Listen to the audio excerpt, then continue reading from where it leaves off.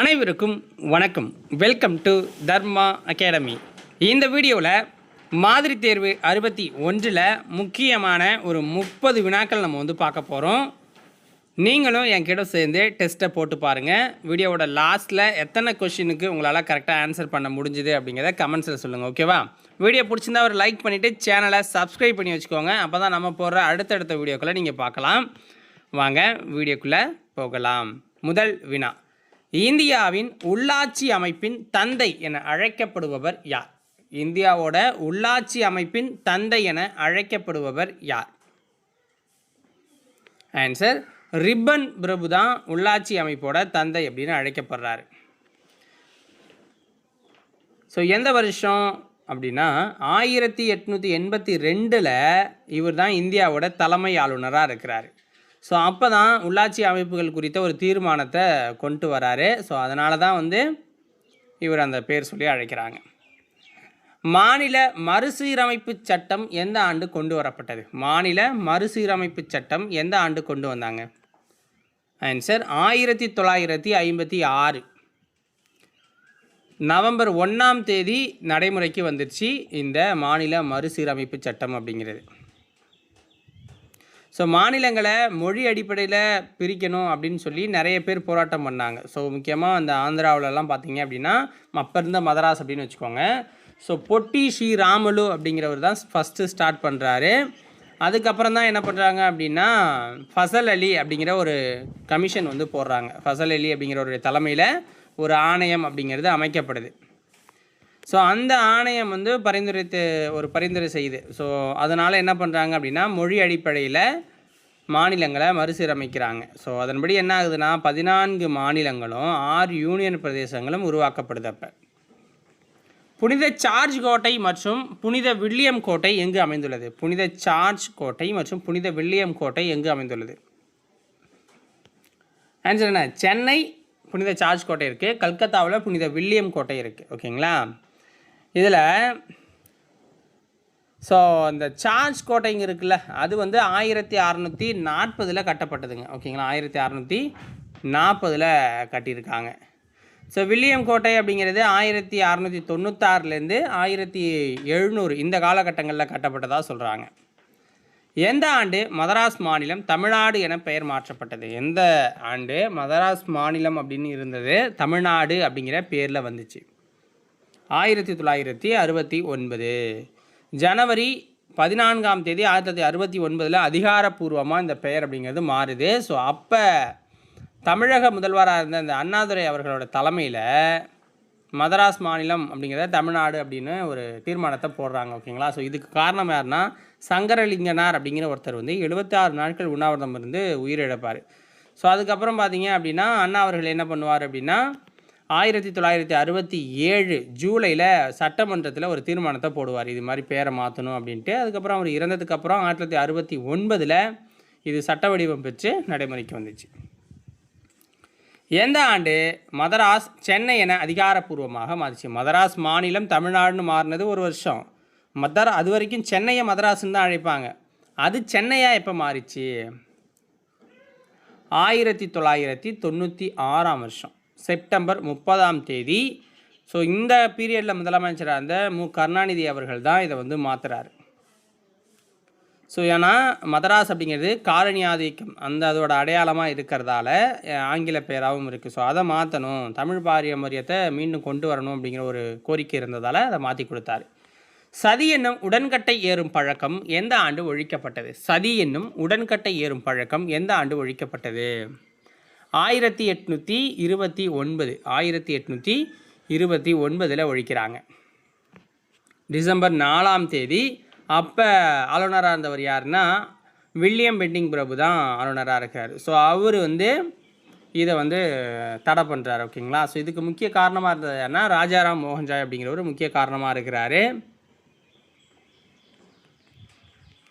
விதவை மறுமணச் சட்டம் எந்த ஆண்டு கொண்டு வரப்பட்டது? விதவை மறுமணச் சட்டம் எந்த ஆண்டு கொண்டு வரப்பட்டது? 1856 ஜூலை 26 1856 டல்ஹசி பிரபு இருக்கார்ல, அவருடைய காலத்தில் தான் சட்ட வரைவு செய்யப்படுது.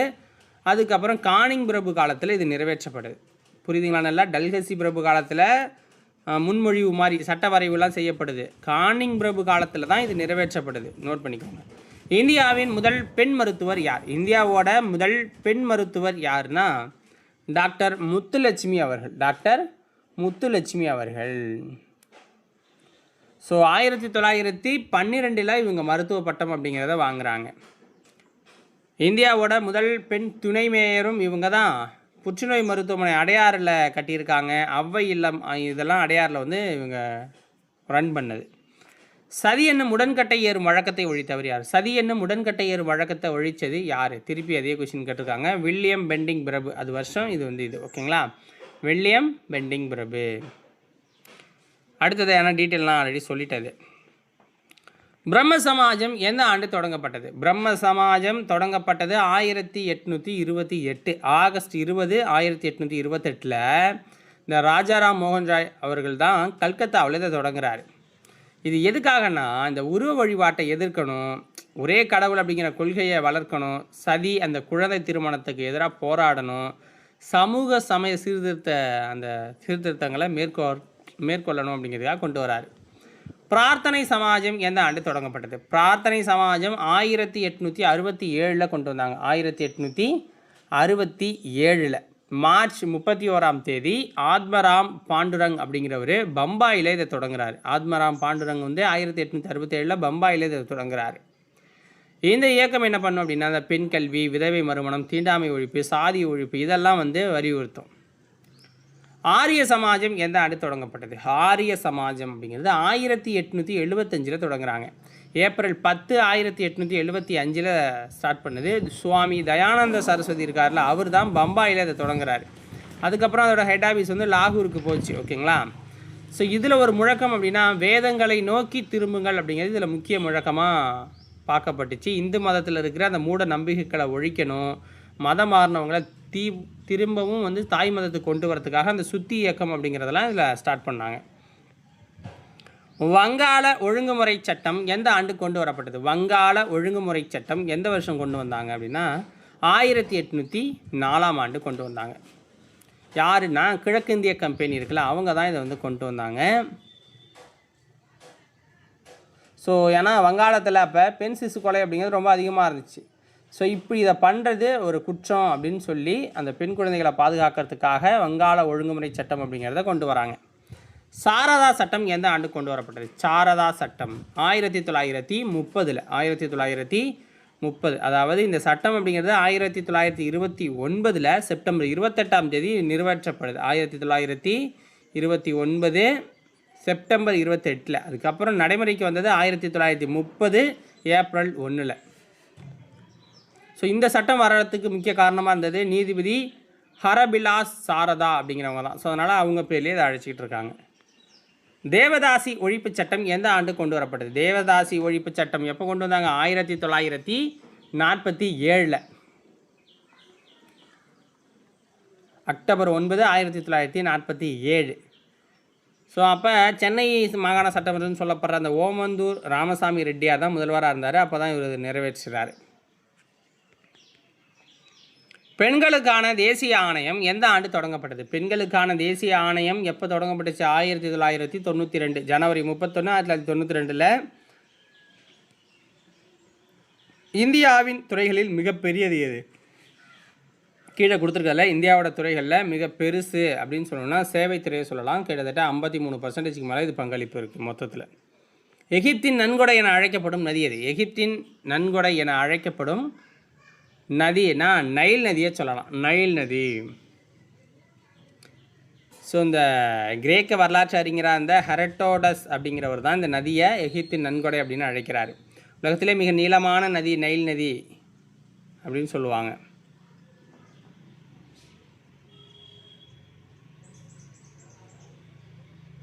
அடுத்தது தொழில் முனைவோர் எவ்வாறு அழைக்கப்படுவர்?